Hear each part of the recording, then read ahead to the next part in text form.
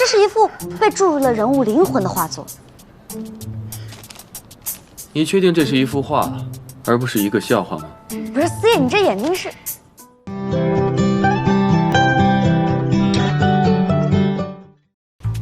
思夜，你还没回答我呢。应该我问你吧。你们为什么会在这儿？我打探情报啊，我必须要查出那个白衣老者是身份。这页还没翻过去。翻不过去了，我要找到他，拜师学武，保护桑家。找不着他，这事儿没完。不好意思啊，这是你的。桑琪姑娘，你不妨详细描述一下，没准钱九真的能帮上忙呢。这是一个神出鬼没、武功高强的白衣老者，来无影，去无踪，但总是在我最需要的时候从天而降，大杀四方。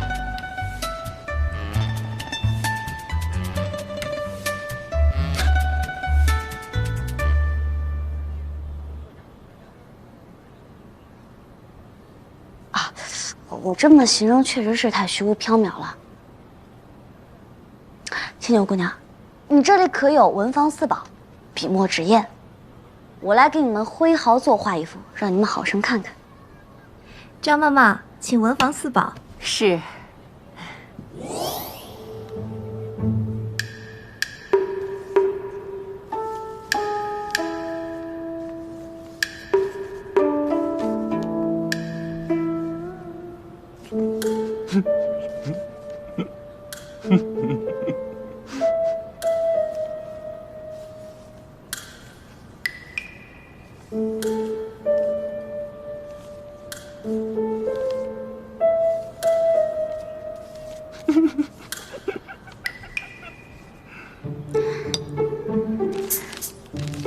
那，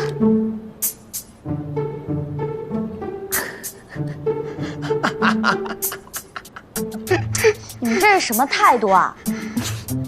你们态度都端正一点。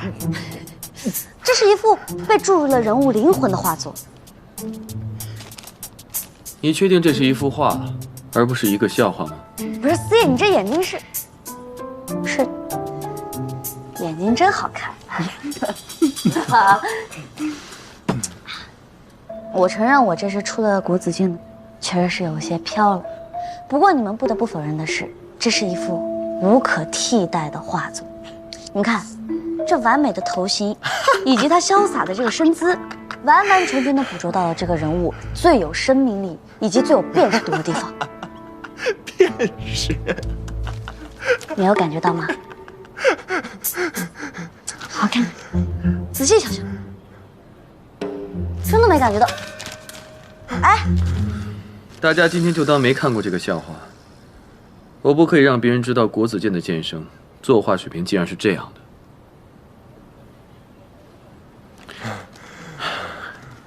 千九姑娘，今日打扰了，我们就先告辞了。你们还不快起来？哦，对了，千九姑娘，你当真是没看过。这样，把小刀，多谢。